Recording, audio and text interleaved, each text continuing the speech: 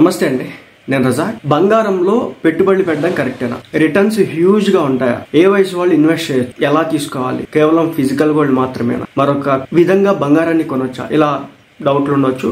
So ఇప్పుడు market అనేది, అదేవిధంగా బంగారం అనేది పెరుగుతా తగ్గుతా ఉంది.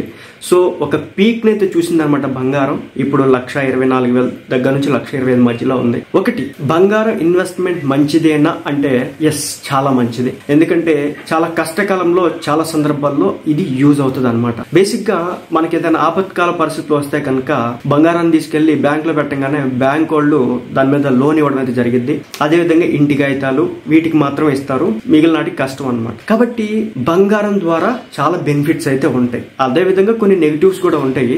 ముందుగా ఏంటంటే బంగారంలో పెట్టుబడి పెట్టేటటువంటి వయసుకు సంబంధించి ఏ వయసు నుంచి పెట్టాలి, ఏ వయసు నుంచి పెట్టాలంటే ఏ వయసు నుంచి అయినా పెట్టవచ్చు. బట్ మీరు ఒక 18 ఏళ్ళు 19 లేదా 20 ఏళ్ళ నుంచి జాబ్ వస్తుంది, పని చేస్తారు కాబట్టి డబ్బులు వస్తాయి కాబట్టి మీరు ఫిజికల్ గోల్డ్ అయినా కొనవచ్చు, అదేవిధంగా మీరు డిజిటల్ గోల్డ్ లాంటివైనా కొనవచ్చు అనమాట. సో నేను ఫిజికల్ గోల్డ్ విషయానికి వస్తే కనుక మన దగ్గర ఉంటుంది అనమాట. 1 గ్రాము, 2 గ్రాము, 3 గ్రాము, 10 గ్రామ్స్ ఇలా గోల్డ్ బార్స్ ఉంటాయి, చిన్న చిన్నవి. సో లేదంటే కాయిన్స్ లాగా ఉంటాయి, వాటిని కొనుక్కోవచ్చు అనమాట. కొనుక్కొని జాగ్రత్తగా దాపెట్టుకోవాలి. అది కూడా ఎవరి దగ్గర నుంచి కొంటున్నాం, ఎక్కడ కొంటున్నాం అనేది చాలా ఇంపార్టెంట్ అన్నమాట. లేదంటే కనుక కొంచెం మోసపోవడానికి అయితే ఉంటుంది అనమాట. అదేవిధంగా మీకు 24 క్యారెట్స్ అయితే కనుక ప్యూర్ గోల్డ్ 99.9% ప్యూర్ గోల్డ్తో వస్తుంది అనమాట, 99.99% వరకు. కాబట్టి మీరు ప్యూర్ గోల్డ్ తీసుకుంటే కనుక దాని వాల్యూ అనేది పెరుగుతూనే ఉంటుంది. అదే 22 క్యారెట్తో మనకి ఆభరణాలు తయారవుతాయి అనమాట. అంటే మనం ధరించేటటువంటి ఉంగరాలు కావచ్చు, చైన్స్ కావచ్చు, లేదంటే బ్రాస్లెట్స్ కావచ్చు, పోగులు కావచ్చు, ఏవైనా సరే మనం 22 క్యారెట్స్తో మాత్రమే బంగారంతో మనం ఆభరణాలు చేయించుకోవడం జరిగింది. దానికి రేట్ అనేది కొంచెం వేరీ అవుతూ ఉంటుంది అనమాట. సో 24 క్యారెట్ వచ్చేసి ఉదాహరణకి ఇప్పుడు ఉన్నటువంటి లెక్క ప్రకారం 1,00,000 రూపాయలు అనుకుంటే కనుక 24 క్యారెట్ వచ్చేసి 1,00,000 రూపాయలు అనుకుంటే కనుక 22 క్యారెట్ వచ్చేసి దానికి దాదాపు 4,000 నుంచి 5,000 వరకు తగ్గుతూ ఉంటుంది అనమాట. అది కూడా సిచ్యువేషన్ బట్టి ఉంటుంది. ఆ విషయాన్ని కూడా మీరు అర్థం చేసుకోవాల్సి ఉంటుంది. కాబట్టి బంగారంలో ఇన్వెస్ట్ చేసే ముందు మాకు ప్యూర్ గోల్డ్ కావాలి, మాకు ఎప్పటికీ కూడా దాని రేట్ అనేది తగ్గకూడదు, మార్కెట్ రేట్కే ఉండాలంటే కనుక గోల్డ్ బార్ అనమాట, అది పక్కాగా వర్కౌట్ అవుతుంది. అదే మాకు ఆర్నమెంట్స్ చేయించుకోవాలనుకుంటే దానికి కూడా మంచి వాల్యూనే ఉంటుంది. టైం పీరియడ్ పెరిగే కొద్ది కూడా దానికి కూడా వాల్యూ పెరుగుతూనే ఉంటుంది. కాబట్టి మాకు ఫిజికల్ గోల్డ్ కావాలి, మా చేతిలో మేము చూసుకోవాలనుకుంటే కనుక తప్పనిసరిగా ఫిజికల్ గోల్డ్ కొనుక్కోండి. 24 క్యారెట్ తీసుకుంటే మాత్రం తప్పనిసరిగా దాని రేట్ అనేది మార్కెట్ రేటే ఉంటుంది. ఎందుకంటే దాంట్లో తరుగు, మజూరి ఇలాంటివన్నీ కూడా ఉండవు కాబట్టి.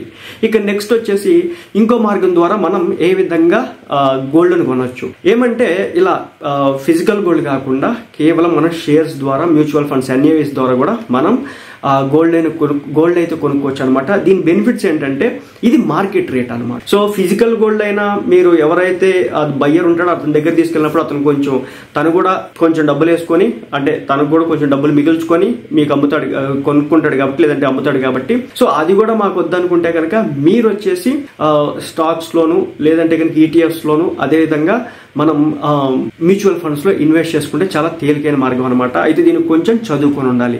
అసలు డిమాట్ అంటే ఏంటి, లేదంటే మ్యూచువల్ ఫండ్స్ అంటే ఏంటి, సో ఎలా ఇన్వెస్ట్ చేయాలి, ఎలా విత్డ్రాల్ చేసుకోవాలి, అదేవిధంగా ఒకవేళ దీన్ని విత్డ్రాల్ చేసుకునేటప్పుడు షార్ట్ టర్మ్ క్యాపిటల్ గెయిన్స్ అంటే ఏంటి, లాంగ్ టర్మ్ క్యాపిటల్ గెయిన్స్ అంటే ఏంటి, ఎక్స్పెన్స్ రేషియో ఎంత, తర్వాత ఇది డైరెక్ట్ గ్రోతా లేకపోతే ఇంకొకటి రెగ్యులరా, ఇలా రకరకాలు ఉంటాయి అనమాట. వీటిని బట్టి కూడా మీరు కొంచెం నాలెడ్జ్ అయితే అవసరం అనమాట మ్యూచువల్ ఫండ్స్ లో పెట్టేటప్పుడు. మ్యూచువల్ ఫండ్స్ రిస్క్ ఉంటుందంటే చాలా రిస్క్ తక్కువ ఉంటుంది. ఎందుకంటే గోల్డ్ కదా, గోల్డ్ సడన్ గా జీరో అవ్వదు, లేదంటే గోల్డ్ పడిపోదు.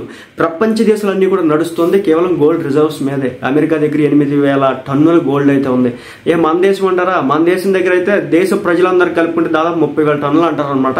సో అంత గోల్డ్ అయితే మన దగ్గర కూడా ఉంది, మన దేశ ప్రజల దగ్గర కూడా ఉంది. మన గవర్నమెంట్ కూడా దాదాపు కొన్ని వందల టన్నుల గోల్డ్ అయితే హోల్డ్ చేయడం అయితే జరుగుతుంది. సో కాబట్టి గోల్డ్ కి ఫ్యూచర్ అయితే పూర్తి స్థాయిలో ఉంటుంది అనమాట. ప్రపంచ దేశాల వ్యాపారం కూడా ఎక్కువగా గోల్డ్ తోనే చేసుకుంటూ ఉంటారు. గోల్డ్ రిజర్వ్స్ మీదే డిపెండ్ అయ్యి కరెన్సీ కూడా మారుతూ ఉంటుంది అనమాట. సో కాబట్టి బంగారంలో పెట్టుబడి పెట్టేటప్పుడు తప్పనిసరిగా ఈ విషయాన్ని అయితే మీరు గమనించాలి. గమనించాలి. వయసు, ఏ వయసు వాళ్ళు స్టార్ట్ చేయాలి, ఏ వయసు వాళ్ళైనా గోల్డ్ ఇన్వెస్ట్ చేయడం స్టార్ట్ చేయొచ్చు, వయసుతో అయితే పని లేదు. బట్ డిమాట్ అకౌంట్స్ అవి ఓపెన్ చేసుకోవాలనుకుంటే కనుక, మ్యూచువల్ ఫండ్ ప్లాట్ఫామ్స్ లో ఓపెన్ చేసుకోవాలనుకుంటే కనుక చాలా ప్లాట్ఫామ్స్ అయితే ఉన్నాయి. గ్రోవాన్ ఉంది, అప్స్టాక్ ఉంది, తర్వాత జిరోదా కాయిన్ ఉంది, ఫైర్స్ ఉంది, ఇలా రకరకాల ప్లాట్ఫామ్స్ అయితే ఉన్నాయి అనమాట. సో వాటిలో మనం దేంట్లోనైనా చేయొచ్చు అనమాట. ముఖ్యంగా మనకి భద్రత అయితే ఉంటుంది అనమాట. ఆ విషయంలో మాత్రం చాలా ఉపయోగకరంగా ఉంటుంది. నెక్స్ట్ ఇన్ఫ్లేషన్ హెడ్జ్ ఉంటుంది అనమాట. బంగారం వాల్యూ అనేది పెరుగుతూనే ఉంటుంది day by day, year by year.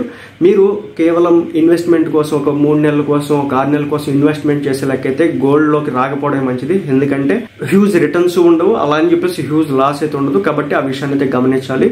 Time wise అనేది గోల్డ్ పెరుగుతూనే ఉంటుంది. ఫర్ ఎగ్జాంపుల్ మనం ప్రీవియస్ డేటా తీసుకుంటే కనుక ఒక రఫ్ ఐడియా చెప్తాను. ప్రతి 10 yearsకి ఒకసారి మీరు ఇన్వెస్ట్ చేసినటువంటి గోల్డ్ ఏదైతే ఉంటుందో అది డబుల్ అయిపోతుంది అనమాట. సో అలా ఉంటుంది. ఇన్ఫ్లేషన్కి తగ్గట్టు, అంటే ద్రవ్యోల్బణానికి తగ్గట్టుగా ఆ ఎడ్జ్ అయితే ఇది తీసుకోవడం అయితే జరిగింది. నెక్స్ట్ లిక్విడిటీ బాగా ఉంటుంది అనమాట. మనం గోల్డ్ ఎప్పుడైనా అమ్ముకోవాలనుకోండి చాలా తేలిగ్గా అమ్మేసుకోవచ్చు మార్కెట్లో ఎక్కడికి వెళ్ళైనా సరే. అదేవిధంగా మీరు గోల్డ్ని చెప్పే కదా బ్యాంక్లో పెట్టి లోన్ అయినా తీసుకోవచ్చు. అదేవిధంగా మీరు ఒకవేళ మ్యూచువల్ ఫండ్స్లో ఉన్నారనుకోండి, లేదంటే కనుక మీరు ఈటీఎఫ్స్, ఎక్స్చేంజ్ ట్రేడెడ్ ఫండ్స్, గోల్డ్కి సంబంధించి గోల్డ్ బేస్ లాంటివి ఏమైనా కొన్నారనుకోండి, గోల్డ్ ఈటీఎఫ్స్ ఏమైనా కొన్నారనుకోండి, అప్పుడు ఏమవుతుందంటే మీరు వెంటనే అమ్మడానికి కావాల్సినటువంటి లిక్విడిటీ అక్కడ ఉంటుంది. లిక్విడిటీ అంటే ఇక్కడ మనం అమ్ముతాం కదా, సో దాన్ని ఎగ్జాక్ట్ ప్రైస్లో కొనడానికి కొంతమంది అయితే ఉంటారనమాట. సో అది మార్కెట్ రేటు కొనడానికి అక్కడ జనం సిద్ధంగా ఉంటారు. అన్ని షేర్లు లేదంటే అంత లిక్విడిటీ తీసుకోవడానికి కావాల్సినంత సామర్థ్యం అక్కడ ఉంటుంది. కాబట్టి తప్పనిసరిగా గోల్డ్ విషయంలో ఇన్వెస్ట్మెంట్ అనేది అసలు భయపడాల్సిన పని అయితే లేదు. మార్కెట్ పడినప్పుడు గోల్డ్లో ఇంకెక్కువ ఇన్వెస్ట్ చేసుకుంటూ ఉండొచ్చు. బేసిక్ ఏంటంటే మ్యూచువల్ ఫండ్స్ లో సిప్ మోడ్ లోనో లేదంటే లంసమ్ మోడ్ లో వేస్తాం అనమాట. అలా వేసినట్లయితే కనుక ఎవ్రీ మంత్ ఇంత అని చెప్పేసి ఇన్వెస్ట్మెంట్ చేసుకుంటూ వెళ్తే కనుక అది బై టైం పీరియడ్ ఒక టైంకి వచ్చేపాటికి ఏమవుతుంది అంటే హ్యూజ్ రిటర్న్ లా జనరేట్ అవుతుంది అనమాట. అదేవిధంగా ఈటీఎఫ్స్ లో కూడా ఎలా ఉంటుందంటే ఈటీఎఫ్స్ కి దానికి పెద్ద డిఫరెన్స్ ఏమి ఉండదు. ఒక చిన్న డిఫరెన్స్ ఏంటంటే అవి వచ్చేసి ఏంటంటే ఒక చార్టెడ్ అకౌంటెంట్, ఆ ఫండ్ మేనేజర్ ఎవరైతే ఉన్నారో సో ఆయన మేనేజ్ చేస్తూ ఉంటాడు. ఇది వచ్చేసి ఏంటంటే సింపుల్ గా మనమే కొనుక్కోవచ్చు అనమాట. ఎప్పుడు కొనుక్కోవాలి, ఎక్కడ కొనుక్కోవాలి, ఏ రేట్ లో కొనుక్కోవాలి అనేది మనకి క్లియర్ గా మనకి చార్ట్ లో కనిపిస్తూ ఉంటుంది అనమాట. Green colour, red colour bonds candle sticks లో కనిపిస్తూ ఉంటుంది అనమాట. కాబట్టి మనం చాలా తేలిగ్గా లిక్విడిటీ ఉంటుంది కాబట్టి కొనొచ్చు, అదేవిధంగా అమ్మొచ్చు అనమాట. ఇక అదేవిధంగా డైవర్సిఫికేషన్, చాలా మంది స్టాక్స్ లో పెడతారు, అదేవిధంగా మ్యూచువల్ ఫండ్స్ లో బాండ్స్ కొంటూ ఉంటారు, లార్జ్ క్యాప్ లో కొంటారు, షార్ట్ క్యాప్ లో, మిడ్ క్యాప్ లో కొంటారు, స్మాల్ క్యాప్ లో కొంటూ ఉంటారు, అదేవిధంగా బాండ్స్ ఇన్వెస్ట్ చేస్తూ ఉంటారు. సో అవి ఎక్కువగా ఫ్లక్చువేట్ అవుతూ ఉంటే దానికి హెడ్జ్ చేయడం కోసం అని చెప్పేసి మనం గోల్డ్ ఫండ్స్ కొనుక్కుంటే కనుక ఏమవుతుందంటే మార్కెట్ పడిపోతూ ఉంటే గోల్డ్ రేట్ పెరుగుతూ ఉంటుంది. ఒకవేళ మార్కెట్ పెరుగుతూ ఉంటే కనుక గోల్డ్ రేట్ స్టేబుల్ అవుతూ ఉంటుంది, లేదంటే కొంచెం కిందకి దిగుతుంది. అంతే తప్ప భయపడాల్సిన అవసరం అయితే లేదనమాట.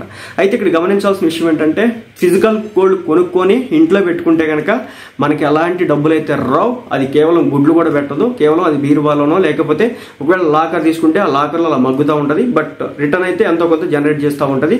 అది డివిడెండ్ షేర్స్ లాగా డివిడెండ్స్ రూపంలోనో లేదంటే కనుక స్టాక్ స్ప్లిట్స్ లాగానో ఇలా రకరకాలుగా జరగవన్నమాట. ఆ విషయాన్ని మీరు గమనించాల్సి ఉంటుంది. అదేవిధంగా ట్యాక్సెస్ అనమాట. ఎప్పుడైతే మనం గోల్డ్ అమ్ముతామో క్యాపిటల్ గెయిన్స్ ట్యాక్స్ అయితే మనం పక్కా కట్టాల్సి ఉంటుంది. సో ఆ విషయాన్ని అయితే గమనించండి. అదేవిధంగా ఒకవేళ మీరు కనుక ఆర్నమెంట్ రూపంలో బంగారాన్ని కొంటే ఇక్కడ ఒక డ్రాబ్యాక్ ఉంటుంది అనమాట. దాన్ని తయారు చేయడానికి 10 to 20% మేకింగ్ ఛార్జెస్ అని చెప్పేసి తీసుకుంటారనమాట. వాటి వల్ల ఉపయోగం ఉండదు అనమాట. ఎందుకంటే అవి మనకి తిరిగి రావు. ఎందుకంటే ఒక ఆర్నమెంట్ తయారు చేయడానికి ఆ పనోళ్ళు కావాలి, దానికి క్లియర్గా చేయడానికి మొత్తం కావాలి, దాన్ని పెట్టడానికి ఒక షాప్ కావాలి. సో వీటన్నిటికి ఖర్చులు ఉంటాయి కాబట్టి ₹1 వాళ్ళు ఆ మేకింగ్ ఛార్జెస్ అవన్నీ కూడా తీసుకుంటారనమాట. అవి మనకి రూపాయి కూడా ఉపయోగం లేవన్నమాట. అందుకే నేను గోల్డ్ బార్ లాంటివి తీసుకుంటే కనుక అలాంటి ఛార్జెస్ కొంత మరికే మాత్రమే ఉంటాయి, మేకింగ్ ఛార్జెస్ లాంటివి ఏ ఉండవు. అయితే ఏంటంటే ఇన్వెస్ట్మెంట్ పర్పస్ అయితే కనుక గోల్డ్ ఈటీఎఫ్స్ కావచ్చు, సోవరెన్ గోల్డ్ బాండ్స్ కావచ్చు, అదేవిధంగా డిజిటల్ గోల్డ్. అయితే డిజిటల్ గోల్డ్ విషయంలో కొంచెం జాగ్రత్తగా అయితే ఉండండి. ఎందుకంటే ఈ డిజిటల్ గోల్డ్ అనేది మీరు ఒకరికి డబ్బులు ఇస్తే కనుక ఆ ప్లాట్ఫామ్ వాళ్ళు దాన్ని ఇన్వెస్ట్ చేస్తారనమాట. సో వాళ్ళు ఆర్బీఐ కిందకు వస్తారా రాదనేది ఒక బిగ్గెస్ట్ క్వశ్చన్ మార్క్ అనమాట. దానికి సంబంధించి వాళ్ళు చెప్పరు, ఏం చెప్పరు. బట్ ఇక్కడ ట్రేడింగ్ లో కావచ్చు, స్టాక్ మార్కెట్ కి సంబంధించి ఇన్వెస్ట్మెంట్ లో కావచ్చు, సెబీ అనే ఒక బాడీ ఉంటుంది. సో అది వచ్చేసి ఏంటంటే కంప్లీట్ గా దీనికి సంబంధించి రెగ్యులారిటీస్ అన్నిటిని కూడా చూస్తూ ఉంటది. ఇంకొక విషయం చెప్తాను, గోల్డ్ లో ఒకేసారి మన దగ్గర ఉన్న డబ్బు అంతా కూడా ఎప్పుడు ఇన్వెస్ట్ చేయాల్సిన పని లేదు. నెలకింత చొప్పునని చెప్పేసి ఇన్వెస్ట్ చేసుకోవచ్చు. అది 5,000, 10,000, 25,000 ఎంతైతే అంత. ప్రతి నెల ఇంత అని చెప్పేసి చెప్పేసి మీరు మదుపు చేసుకుంటా ఇన్వెస్ట్మెంట్ చేసుకుంటూ వెళ్తే కనుక ఒక సర్టెన్ టైం పీరియడ్ కల్లా అది మంచి కాంపౌండ్ అయితే జనరేట్ చేస్తుంది. ఆ విషయాన్ని అయితే గుర్తుపెట్టుకోండి. కాబట్టి గోల్డ్ లో ఇన్వెస్ట్ చేయడం బెటర్ అంటే చాలా బెటర్, చాలా మంచి ఆప్షన్ అనమాట. సో దాన్ని ఇన్వెస్ట్ చేసిన వాళ్ళు ఎవరైనా ఇళ్లలో పెద్దవాళ్ళని అడగండి చెప్తారు గోల్డ్ వాల్యూ వర్త్ ఎలా ఉంటుంది అనేది. అయితే ఏంటంటే కొంతమంది అంటారు గోల్డ్ లో పెట్టే కంటే రియల్ ఎస్టేట్ లో పెడితే ఇంకా బాగా డబ్బులు వస్తాయి కదా అని చెప్పేసి. బట్ ఒక్క విషయాన్ని అయితే గుర్తుపెట్టుకోండి, బంగారం మన చేతిలోది అంత తేలిక ఎవడో తీసుకెళ్ళాడు, దొంగలు దోచుకెళ్తే తప్ప. అదే ల్యాండ్ అనుకోండి, అది కొన్న తర్వాత దానికి సంబంధించినటువంటి దానికి ఉండేటటువంటి తలనొప్పులు దానికి ఉంటాయి, గోల్డ్ ఉండే తలనొప్పులు దానికి ఉంటాయి. కాబట్టి ఈసారి ప్లాట్ కొనడం మంచిదా అంటే బంగారంకి బదులు ఇవి కొనడం మంచిదా అవి కొనడం మంచిదా అని దానికి సంబంధించి కూడా చెప్తాను. బట్ ఇక్కడ ఒక విషయం చెప్తాను, గోల్డ్ తక్కువ మొత్తంలో మన దగ్గర 500 ఉంటే 500, 1000 ఉంటే 1000, 10,000 ఉంటే 10,000తో ఇన్వెస్ట్ చేసేవచ్చు అనమాట. అదే మీరు రియల్ ఎస్టేట్ కి సంబంధించి ఒక ప్లాట్ కొనాలంటే మీరు చేతిలో పట్టుకోవాల్సింది 10 లక్షల నుంచి 25 లక్షలు అన్నమాట. కాబట్టి ఒక్క మాట చెప్తున్నాను, ఇంకా తర్వాత దీనికి సంబంధించి పూర్తి వివరాలు రాబోయే వీడియోలో కూడా చెప్తాను. కాబట్టి గోల్డ్లో ఇన్వెస్ట్ చేయడం స్టార్ట్ చేయండి చిన్న వయసు నుంచే. ఒక వయసు వచ్చేప్పటికల్లా ఒక 50 సంవత్సరాల పాటు, అంటే మీరు 25 వయసులో స్టార్ట్ చేసి 50 సంవత్సరాల వరకు ఎంతో కొంత ఇన్వెస్ట్ చేసుకున్న ప్రతి నెల వెళ్తే కనుక ఒక మంచి అమౌంట్ని అయితే అది జనరేట్ చేస్తుంది అన్నమాట. సో ఇంట్లో ఎగ్జాంపుల్ చెప్పే కదా, మీ ఇంట్లో మీ పెద్దోళ్ళు ఉంటారు కదా, సో వాళ్ళ దగ్గరికి వెళ్ళి నువ్వు కొన్నప్పుడు గోల్డ్ రేట్ ఎంత, ఇప్పుడు గోల్డ్ రేట్ ఎంత అని చెప్తే అవి ట్రిపుల్ అయిపోయి కూర్చుంటాయి 30 సంవత్సరాల తర్వాత. కాబట్టి ఆ విషయాన్ని అయితే గమనించండి.